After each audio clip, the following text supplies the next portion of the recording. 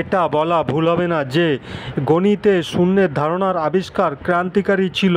শূন্য কিছু না অথবা কিছুই না এই ধারণার প্রতীক। এটা একটা সাধারণ মানুষকে গণিতে সক্ষম হবার ক্ষমতা প্রদান করে।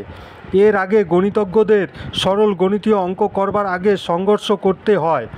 আজকাল শূন্যের ব্যবহার একটি সংকেত, প্রতীক ও একটি অবধারণা দুটির জটিল সমীকরণগুলোকে সরল করতে তথা গণনা করতে করা হয়।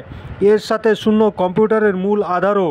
কিন্তু প্রশ্ন ওঠে যে সংখ্যাতত্ত্ব রূপে শূন্যের ব্যবহার সবার প্রথম কবে আর কিভাবে হয়েছিল। ভারতে শূন্য পুরোপুরি 5वीं শতাব্দীর সময় বিকশিত হয়। আবার এটাও বলা যেতে পারে যে 5वीं শতাব্দীতেই প্রথমবার ভারতে শূন্যের খোঁজ করা হয়। বাস্তবে ভারতীয় উপমহাদ্বীপ এ গণিতে শূন্যের স্থান অনেক গুরুত্বপূর্ণ। তৃতীয় ও চতুর্থ পাকশালী পাণ্ডুলিপিতে প্রথমবার শূন্য দেখা যায়। এমনও বলা হয় যে 1881-তে একজন চাষি পেশাদার, যা কিনা এখন পাকিস্তানে পাকশালী গ্রামের কাছে, এই দস্তাবেজকে মাটি খুঁড়ে বের করেন। এটা অনেক জটিল দস্তাবেজ, কারণ এটা শুধু একটা দস্তাবেজের টুকরোই না, উপরন্তু এতে অনেক দস্তাবেজের টুকরো মিলিত, যা অনেক অনেক শতাব্দী আগে লেখা হয়েছিল। রেডিও কার্বন টেকনিকের সাহায্যে যা দস্তাবেজ এর আয়ু নির্ধারিত ও করবার জন্য প্রক্রিয়াতে কার্বন মাপবার পদ্ধতির মাধ্যমে কার্বন আইসোটোপ মাপবার একটা প্রক্রিয়া আছে।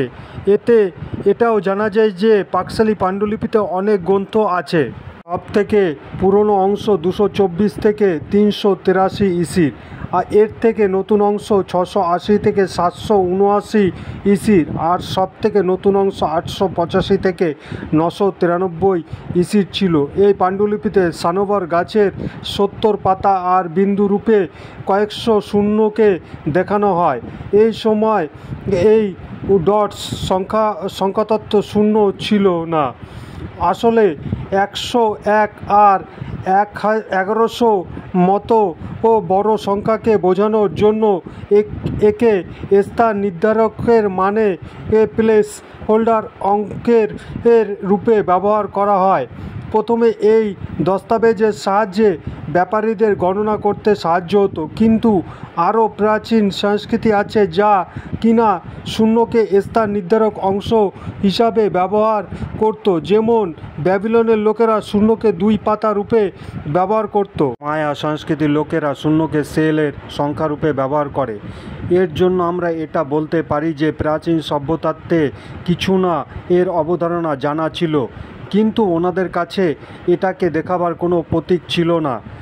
অক্সফোর্ড ইউনিভার্সিটির অনুসারে ভারতের গোয়ালিয়রের 9वीं শতাব্দীর একটি মন্দিরের শিলালেখে বর্ণিত শূন্যকে সবথেকে পুরনো রেকর্ড রূপে মনে করা হয়।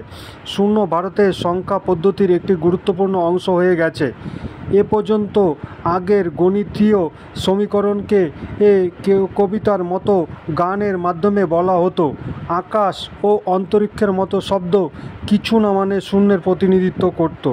একজন ভারতীয় বিদ্বান পিংলা দ্বি-আধারিত সংখ্যা ব্যবহার করে, আর উনি প্রথম ছিলেন যিনি জিরোর জন্য সংস্কৃত শব্দ শূন্য ব্যবহার করেছিলেন।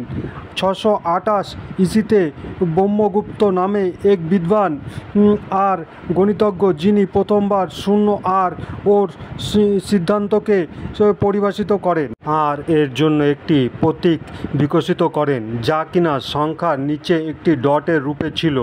উনি গণিতীয় সংক্রিয়া ও অর্থাৎ যোগ ও বিয়োগ এর জন্য শূন্যের প্রয়োগের সম্বন্ধে নিয়মও লেখেন। এরপরে মহান গণিতজ্ঞ তথা খগোলবিদ আর্যভট্ট দশমলব প্রণালীতে শূন্যের ব্যবহার করেছিলেন।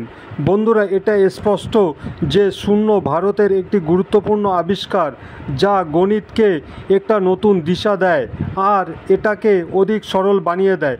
যদি আমাদের গল্প ভালো লাগে তো আমাদের চ্যানেলটিকে সাবস্ক্রাইব করুন এবং বেল আইকনটি দাবিয়ে দিন।